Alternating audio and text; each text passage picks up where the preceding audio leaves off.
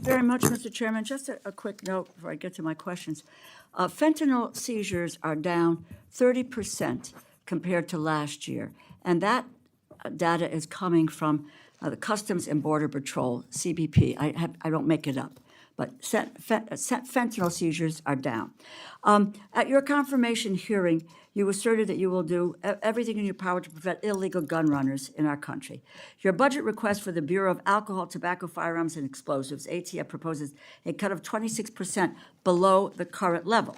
How can you justify such a massive cut without inevitably weakening ATF's ability to help our state and local law enforcement fight illegal gun trafficking?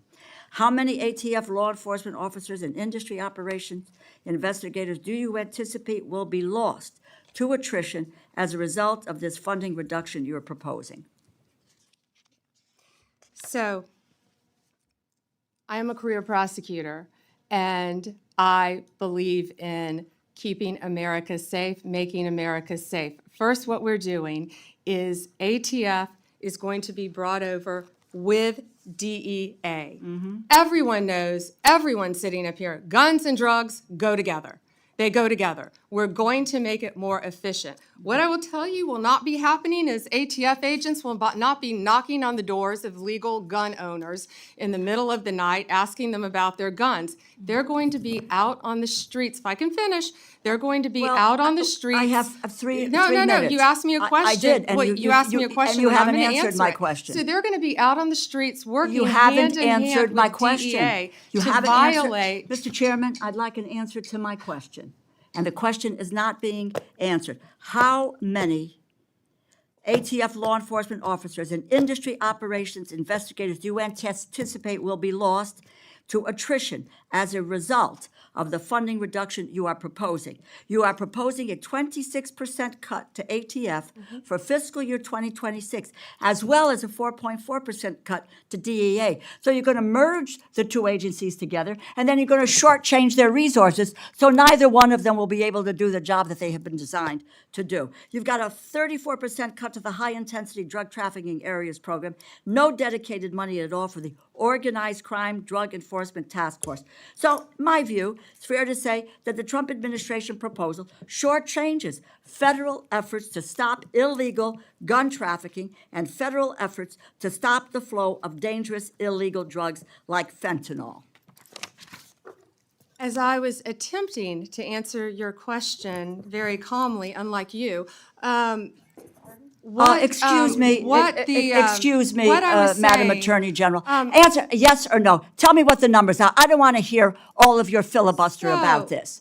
Go ahead, please. Tell us the numbers. So we are reorganizing. ATF agents want to be out on the street. Okay, working let me with answer the DEA question for you. agents.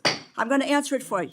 Page, Mr. Chairman, you give me a certain amount of time, and I have a high respect for you, but I don't have to listen, nor do my colleagues have to listen to a filibuster when it's a simple question. But I have an answer to your question. It's page 146 of the department's fiscal year 2026 budget, and the performance summary explicitly says, and let me quote, ATF will eliminate 541 industry operation Tensions flared on Capitol Hill as a senator fiercely confronted the Attorney General over a proposed 26% budget cut to the ATF. The heated exchange exposed deep divisions over gun control, law enforcement funding, and drug enforcement strategy. Watch the full explosive moment as the senator demands answers about massive cuts, officer losses, and the merging of ATF with the DEA, sparking one industry operation investigators, reducing ATF's capacity to regulate the firearms and explosive industries by approximately 40% in fiscal year 2026. ATF will perform fewer regulatory inspections. And the department summary goes on to say, and let me quote, ATF anticipates a reduction of approximately 284 support personnel and 186 agents based on historical attrition patterns, and these personnel cuts will impact ATF across various functions, unquote.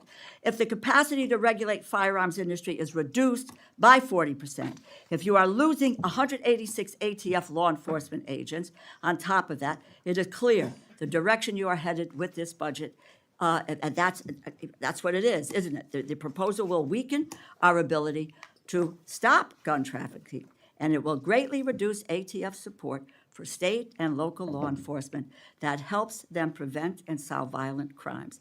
It's a bad proposal. Do you want to hear my answer in 3 seconds? You mentioned regulatory functions. We will not be having ATF agents go to the doors of gun owners in the middle of the night asking them about their guns, period. They will be out on the streets with DEA, guns and drugs How many go are together. gone? It will be attrition. We are not firing agents. They Who are- will be working how with many have DEA. taken attrition? Can I tell you that they all want to be on the streets? They want to be doing their jobs. They want to be But you're getting them seizing off guns. the streets. They want You're getting to. them We're off the putting streets. them on the And- streets. and- They want to be working with you, DEA. you are getting them off We the will be streets. There is no efficient. clear, and Mr. We will Chairman, be I yield back my efficient. time.